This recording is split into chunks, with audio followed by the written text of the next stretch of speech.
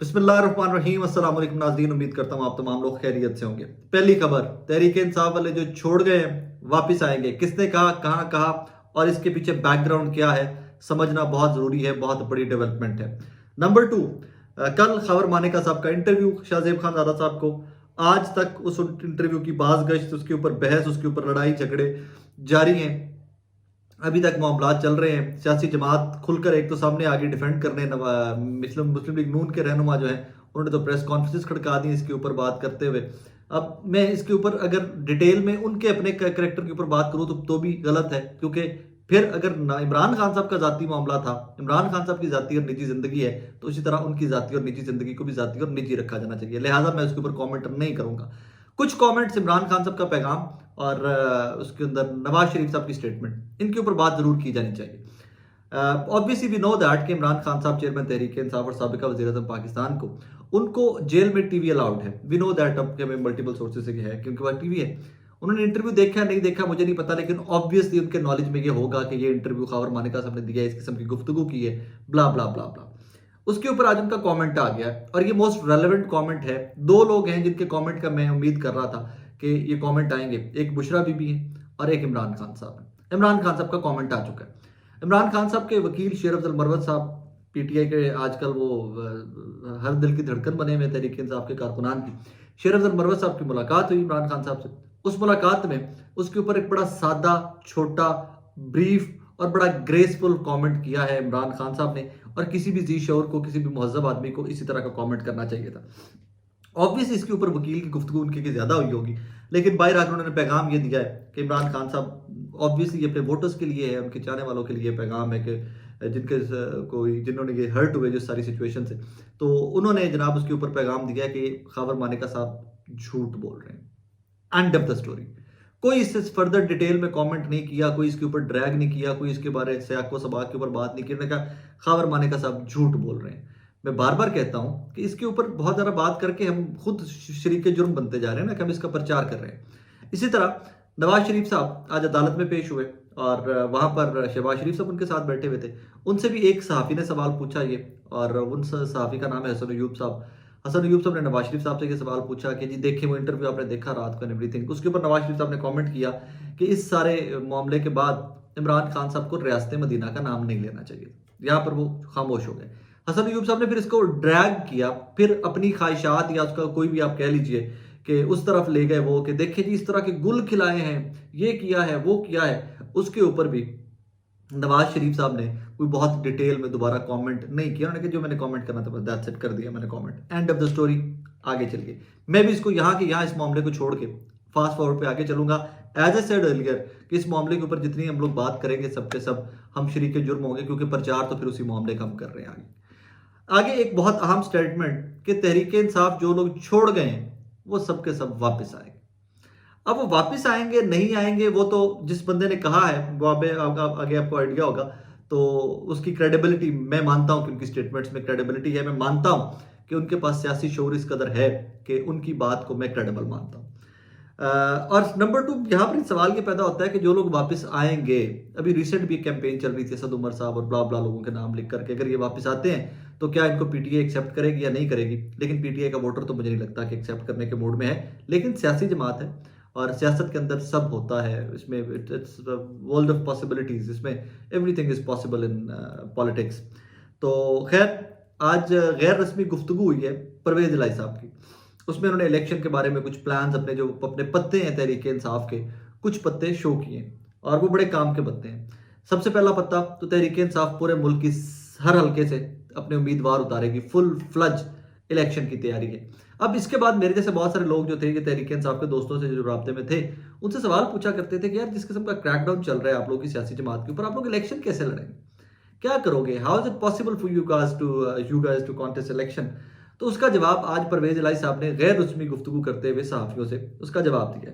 उन्हें कहा कि जैसे इलेक्शन शेड्यूल आ जाएगा उसके बाद हम सुप्रीम कोर्ट से रिज्यू करेंगे कि यार अब हमें इलेक्शन लड़ने का मौका दे दें, मतलब अब हमें मौका दिया जाए जल्द से जुलूस करने का, पकड़ धकड़ ये वो सारे मामला जो हैं इसके ऊपर सुप्रीम कोर्ट कोई ना कोई एक्शन ले।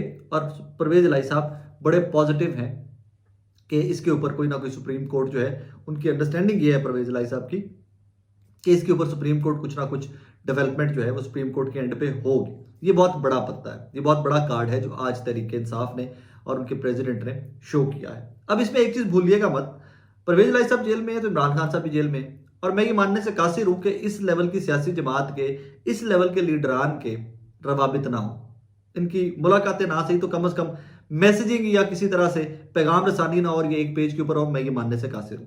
क्योंकि परवेज इलाही साहब जो उनके ऊपर शकूक व शुबहात माजी में लोगों को थे, वो निकल गए हुए हैं। जो कीमत उन्होंने दी है, जितनी टाइम से वो जेल के अंदर है, और जिस तरह वो पर्चे पे पर्चा मोहन इलाही साहब पाकिस्तान से गायब है, बेचारे बाहर बैठे हुए, जिस तरह ये मामला चल रहे हैं, तो इससे एक चीज तो क्लैरिटी आ गई कि अब तहरीक इंसाफ एक पेज के ऊपर है। परवेज इलाही साहब खुद कहां से इलेक्शन लड़ेंगे? वो तलागंज से लड़ रहे हैं, वो काफी सारे हलकों से वो इलेक्शन लड़ रहे हैं, वो और इसमें गुजरात वाली सीट भी आ जाती है। उसमें काफी सारी कहानियां जहाँ से मतलब तलागंज, चकवाल, गुजरात, इस तरह की मल्टीपल कॉन्स्टिट्यूंसीज हैं जहां से परवेज इलाही साहब इलेक्शन लड़ेंगे। लेकिन वो मेरे लिए वो अभी रेलेवेंट नहीं है, to be very honest.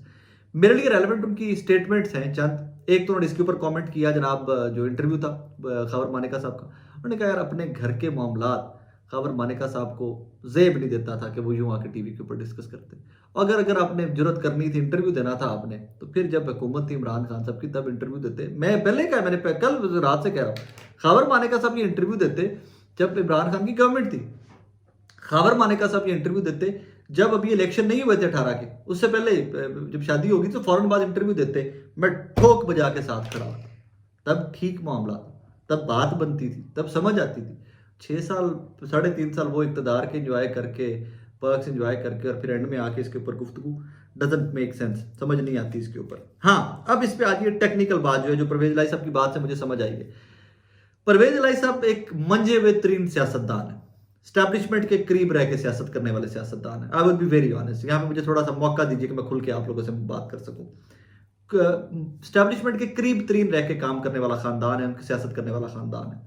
Parvez इलाही साहब अगर तहरीक इंसाफ में आज तक हैं तो उनकी सियासी बसीरत उनको ये गाइड कर रही है किसी ना किसी तरह से, उनको किसी ना किसी तरह से ये बता रही है। उनकी सिक्स्थ सेंस की सिर्फ बात नहीं है, ये सियासी बसीरत की, कॉन्टेक्स्ट की, कनेक्शंस की, खबरों की, तजिए की बात है कि यार तहरीक इंसाफ का ये दौर बदलना है, ये टाइम बदलना है। उसमें एक तो मोटी सी वजह, कुछ लोगों से मेरी जिनसे बात हुई है वो कहते हैं कि यार नवाज शरीफ साहब का एक्सपीरियंस हम सबको है, ये कितना चल सकते हैं एस्टेब्लिशमेंट के साथ, और इनका कितना है थ्रेशोल्ड, कितना है, हम सबको वो पता है।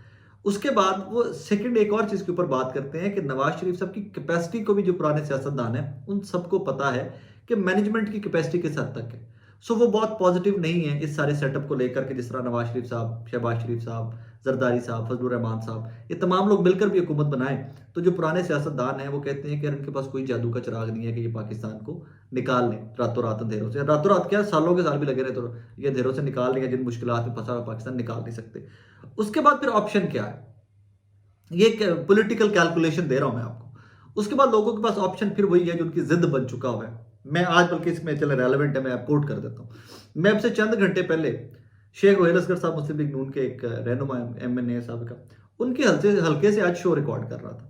हल्फन आपको कह रहा हूं, जिस गली में, जिस बाजार में मैं एंटर हुआ, अगर मैंने 20 लोगों से बात की है तो 17 लोगों ने मुझे इमरान खान के हक में बात की मेरे साथ, और 3 लोगों ने नवाज शरीफ साहब के हक में बात की है। इसमें हल्फन कह रहा हूं आपको, वो शो आज ये होगा। और इसी तरह की सूरत हाल है। अक्सर हलकों में जब मैं जाता हूँ, लोगों से बात करता हूँ, तो अक्सर, क्योंकि मैंने अभी प्रॉपर सर्वे स्टार्ट नहीं की है, मैं तो सिर्फ मसाइल के ऊपर के मुल्क को कौन निकाल सकता है इन क्राइसिस से, इन टॉपिक्स के ऊपर ज़्यादा बात कर रहा हूँ। अभी जब इलेक्शन शेड्यूल आ जाएगा तो फिर मैं प्रॉपरली हलकों के सर्वे स्टार्ट करूंगा इंशाल्लाह, फिर आप लोगों तक लेके आया करूंगा। लेकिन अब ये आपको और मुझे नज़र आ रहा है, तो जो सियासी जमात है उसको नज़र नहीं आ रहा। उनको भी तो रियलिटी पता है ना कि भाई क्या हो रहा है, क्या नहीं हो रहा। फिर सवाल यही है कि परवेज इलाही साहब की स्टेटमेंट का जवाब किसके पास है। इसके लिए मुझे थोड़ी सी मेहनत करनी पड़ेगी कि जो PTI छोड़कर गए हैं ये सब के सब वापस आएंगे। ये वापस आएंगे तो इनको एक्सेप्ट किस हद तक किया जाएगा, ये सवाल है। और इस सवाल का जवाब अब मैंने ढूंढना है। मैं कोशिश करूंगा कि 1 2 दिन 4 दिन के अंदर जैसे कुछ उन लोगों से रब्ता हो सके कि जो इमरान खान साहब से मिलते जुलते रहते हैं, तो फिर वहां से इस खबर का, इस सवाल का जवाब निकाला जाए तो वो सबसे क्रेडिबल होगा। बहरहाल अपना ख्याल रखिएगा, दुआ में याद रखिएगा। और लाहौर के रिहायशी और जो स्मॉग हिट सिटीज़ के रिहायशी हैं, आप लोग तो अपना बहुत ज़्यादा ख्याल रखिएगा। मुझे भी आज आंखों में दोबारा से एलर्जी और सांस का प्रॉब्लम हो रहा है। अपने बच्चों का अपना बहुत सारा ख्याल रखिएगा, दुआ में याद रखिएगा। अल्लाह हाफिज़।